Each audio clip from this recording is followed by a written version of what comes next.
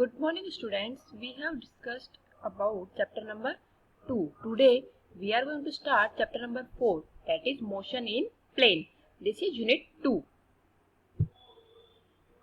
In this chapter, firstly we are going to discuss scalars and vectors.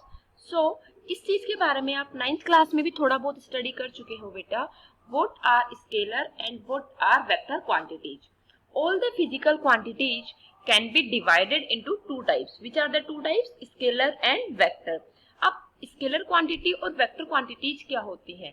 Scalar quantity वो quantity होती है जिन quantities के अंदर केवल मैग्नीट्यूड प्रेजेंट रहता है, while the vector quantities have the direction and magnitude both the things. So the basic difference between the scalar and vector is of direction only.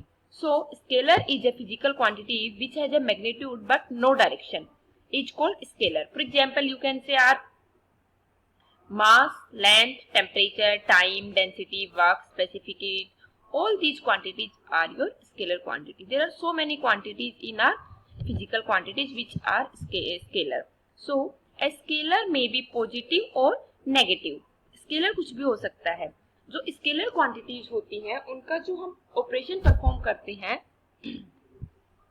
वो हमारे नॉर्मल अलजेब्रा जो ऑर्डिनरी अलजेब्रा होती हैं उसके operations की help से ही होते हैं.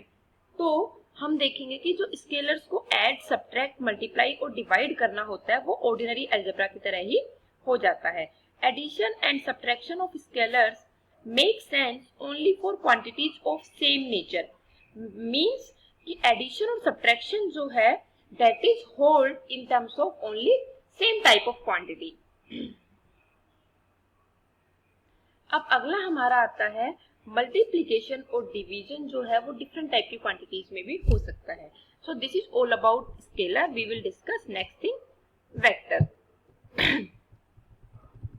A physical quantity which has both magnitude and direction is called a vector. Vectors के अंदर जो हमारे अरिथमेटिक ऑपरेशंस हैं वो ऑर्डिनरी अलजेब्रा की तरह परफॉर्म नहीं होते हैं. उनके लिए एक स्पेशल वेक्टर अलजेब्रा की हेल्प लेनी पड़ती है. वेक्टर्स के अंदर हमारे पास एडिशन, सब्ट्रैक्शन और मल्टीप्लिकेशन हो जाते हैं. डिवीजन जो है वो वेक्टर्स में नहीं हो पाता है. एडिशन और सब्ट्रैक्शन के लिए हम बात करते हैं और सिंपली यू कैन से कि एडिशन के लिए हम बात करते हैं ट्रायंगल लॉ ऑफ एडिशन या फिर पैरेललोग्राम लॉ ऑफ एडिशन की. A vector is represented as a bold face type. अब अगर हम किसी वेक्टर को रिप्रेजेंट करेंगे तो उसको हम डार्क में लिखेंगे, बोल्ड फेस में लिखेंगे. फॉर एग्जाम्पल, वेलोसिटी वेक्टर को रिप्रेजेंट करने के लिए हम वी बोल्ड में लिखते हैं. While writing, it is typical to reproduce bold face. जब हम लिखते हैं तो bold face इतना easy नहीं होता है रनिंग वे में. तो उसके लिए हम क्या करें, उस चीज से बचने के लिए हमारी जो भी क्वांटिटीज हैं उन क्वांटिटी में हम क्या करेंगे, उन फिजिकल क्वांटिटी के नॉर्मल सिंबल के ऊपर हम एरो मार्क करेंगे. जब हम एरो मार्क कर देते हैं तो उस क्वांटिटी को हम as a vector quantity read करते हैं. अगर हम बात करें कि मैग्नीट्यूड की, तो मैग्नीट्यूड में या तो आप इस तरह का लगा सकते हैं, मैग्नीट्यूड का ये सिंबल होता है दोनों साइड में पैरेलल लाइन, या फिर आप उसको सिंपली ऐसे लिख सकते हो. लेकिन ऐसे लिखने में कंफ्यूजन हो जाता है. This is a scalar quantity और magnitude of any vector quantity. So better ये होगा कि आप इस चीज की हैबिट करें. So next thing, position and displacement vector. अब हम पोजीशन और डिस्प्लेसमेंट वेक्टर में देखते हैं कि ये हमारा कोई भी एक फ्रेम है. जिस फ्रेम में O को हमने ओरिजिन लिया, that may be considered as a reference point. P कोई पार्टिकल है जहां पर इनिशियली हमारे पार्टिकल की पोजीशन है. अब जो O से लेके P को जो मिलाने वाली लाइन है that gives us basically the position vector of point P, in which we start our vector from O and end it at P. P जहां पर एंड होता है वहां पर हम एक एरो का सिंबल लगाते हैं, जहां से शुरू होता है उस पे एरो नहीं लगाते हैं. तो जहां पे एरो होता है उस पार्ट को हम बोलते हैं हेड पार्ट और जो दूसरे वाला होता है उसको हम बोलते हैं tail. So this is all about position vector. और पोजीशन वेक्टर का जो रिप्रेजेंटेशन होता है वो आर होता है. So OP is a position vector which is denoting the position of vector P. Next हमारा आता है, अगर हमारा जो पार्टिकल है वो P से लेके P' तक मूव कर गया है अलोंग द पाथ A, तो अब हमारा पार्टिकल का पोजीशन वेक्टर क्या हो जाएगा, ओ पी डैश, उसको हमने रिप्रेजेंट कर दिया बेसिकली आर डैश से, और जो पी से पी डैश तक जो मूव किया है that is time T dash minus T, और यू कैन से इनिशियली जब पी पे था तब हमारा टाइम टी था, जब टी डैश पे आया तो हमारा टाइम कितना हो गया, टी हो गया। Now the position vector of object at time T dash is R dash. अब अगर हम डिस्प्लेसमेंट वेक्टर की बात करें तो डिस्प्लेसमेंट वेक्टर के बारे में आप पहले भी देख चुके हैं, क्या होता है बेटा, that the shortest distance between any two paths is known as displacement vector. So the 2 points are P and P dash. So the shortest distance between these 2 points is R dash minus R. So the displacement vector is given by R dash minus R. There may be any path, there may be any different path, infinite number of paths, but the displacement vector is always same for any two given points. Next हमारा आता है position vector, अगर हमारा होता है तो उससे हम क्या क्या चीजें बता सकते हैं। पोजीशन वेक्टर जो भी होता है वो एक स्ट्रेट लाइन डिस्टेंस होती है ओरिजिन से लेके और ऑब्जेक्ट तक की, जैसे कि आप यहाँ पे देख सकते हैं ओ से लेके पी तक की क्या है, स्ट्रेट लाइन डिस्टेंस है। नेक्स्ट है it gives the direction of the object with reference respect to the origin. ये हमारा जो भी ऑब्जेक्ट है उसकी ओरिजिन की रेस्पेक्ट में क्या डायरेक्शन है उसको भी बताता है। नेक्स्ट हमारा आता है equality of vectors. Equality of vectors में हम बात करते हैं कि कोई भी दो वेक्टर इक्वल कब होंगे, जब हमारे दोनों वेक्टर एक दूसरे के डायरेक्शन भी सेम होगी और मैग्नीट्यूड भी सेम होगा, तभी हम ये कह सकते हैं कि हमारे दो वेक्टर कैसे हैं, इक्वल हैं। इसके लिए हमने यहाँ पे सबसे पहले दो वेक्टर्स लिए हैं, ए वेक्टर बी वेक्टर।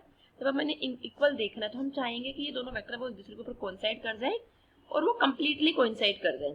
तो देखो अब धीरे धीरे करके हमने बी वेक्टर को यहाँ से शिफ्टिंग करना स्टार्ट किया है। बी वेक्टर जब शिफ्ट हुआ है तो इस केस में हमारा ए और बी वेक्टर दोनों एक दूसरे के ऊपर कंप्लीटली कोइंसाइड कर गए हैं।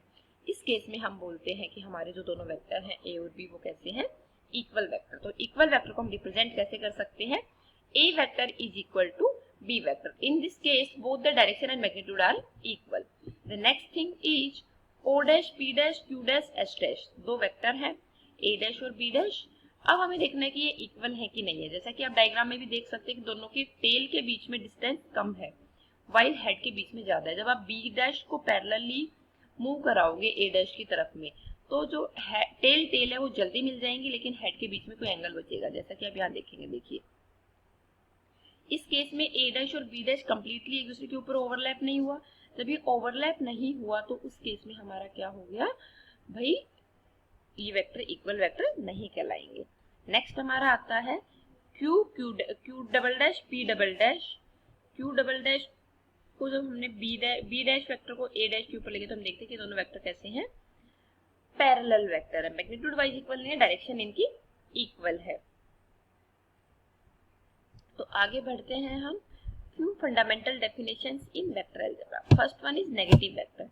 नेगेटिव वेक्टर क्या होता है बेटा, ये जैसे कोई वेक्टर दिया हुआ है, इसका नेगेटिव है। नेगेटिव का बेसिक मीनिंग क्या है कि जो भी वैल्यू आपको दी हुई है उसका मैग्नीट्यूड भी और उसकी डायरेक्शन भी जस्ट ऑपोजिट कर दोगे तो that will be the negative vector.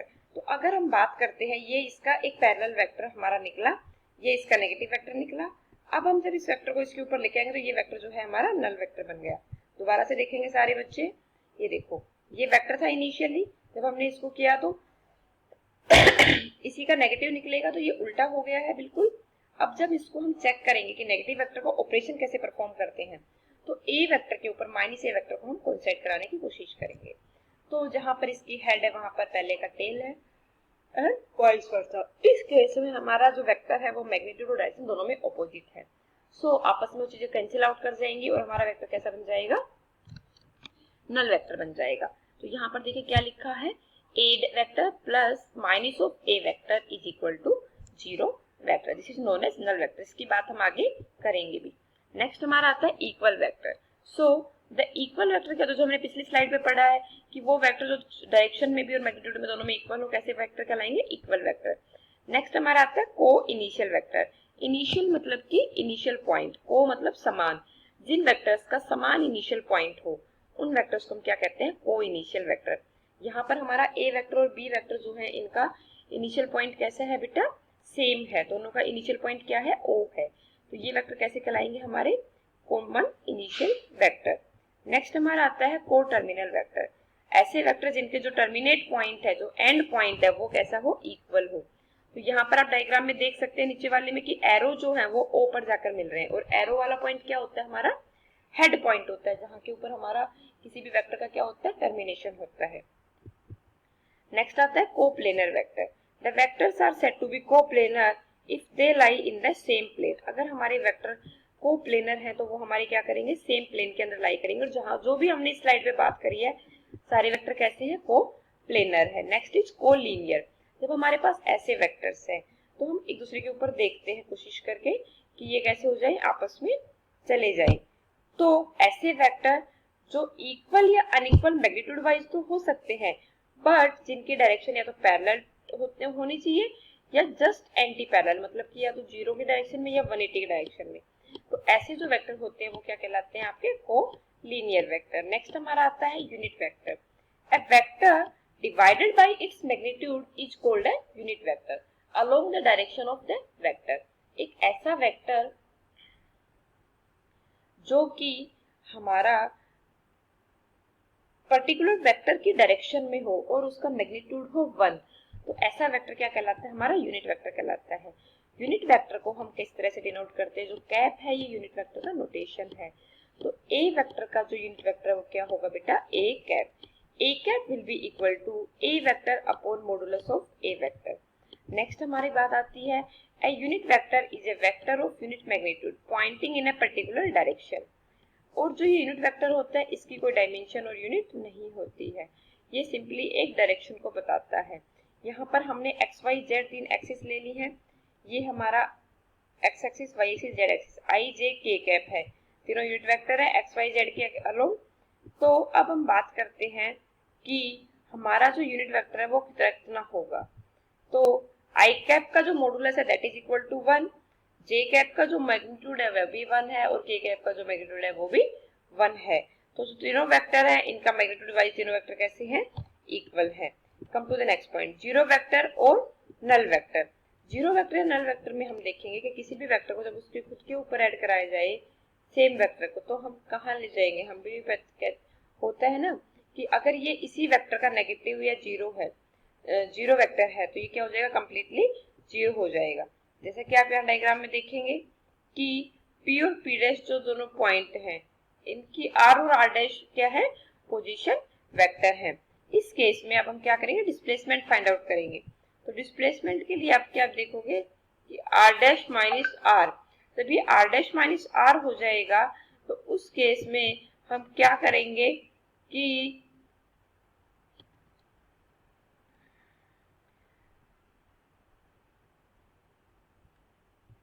जब हमने उस वेक्टर के किसी भी वेक्टर को उसके नेगेटिव वेक्टर से ऐड कर देते हैं तो वो जो वेक्टर निकल कर आता है वो हमारा क्या कहलाता है, जीरो वेक्टर। यहाँ पे आप देखिए वही चीज आपको बताई जाएगी।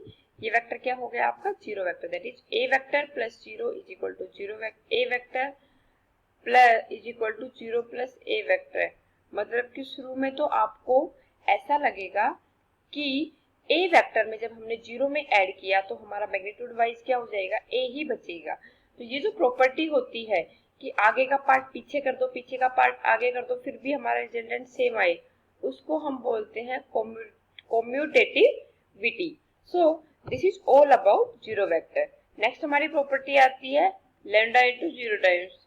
तो अब इसमें हम क्या देखेंगे कि हमारा जो लेवल है, हमारा जो यहाँ पर केस है, उस केस में लैम्डा जो है that is a scalar quantity और जो जीरो है वो कैसा है, वेक्टर क्वांटिटी है। तो स्केलर क्वांटिटी कोई भी नॉन जीरो होगी, लेकिन उसको अगर आप जीरो वेक्टर से मल्टीप्लाई करोगे तो जीरो वेक्टर का मैग्नीट्यूड कितना है, जीरो है।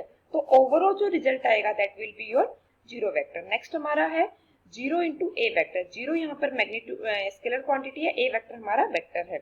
तो zero into vector is also give you zero vector. So zero vector का मैग्नीट्यूड कैसा होता है, जीरो वेक्टर होता है। फ्री और लोकलाइज वेक्टर, फ्री वेक्टर क्या होता है बेटा, जिसको आप कहीं भी शिफ्ट कर सकते हो। लोकलाइज वेक्टर क्या होता है, जो किसी फ्रेम के रिस्पेक्ट में कैसा हो, कांस्टेंट हो। This is known as localize vector. In the next class, we will discuss multiplication of vectors by real numbers. Thank you. God bless you.